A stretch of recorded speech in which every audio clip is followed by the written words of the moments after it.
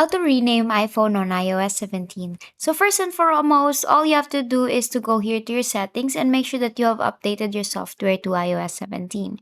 And to do that, all you have to do is to go here to your general section here and then tap on general, and then you will see about and the software update here.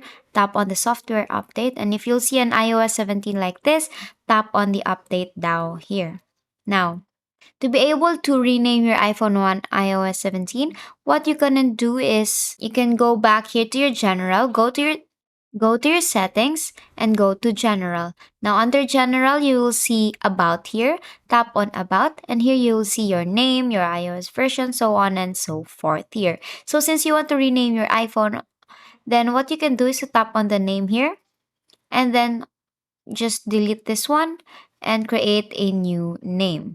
As you can see here, I've successfully renamed my iPhone, and then tap on about here. And as you can see, you have successfully changed your iPhone name. And basically, that's how you rename your iPhone on iOS 17. And that is all for today. If this video helped you, please don't forget to like, share, and subscribe to our YouTube channel for more tutorials. Thank you for watching.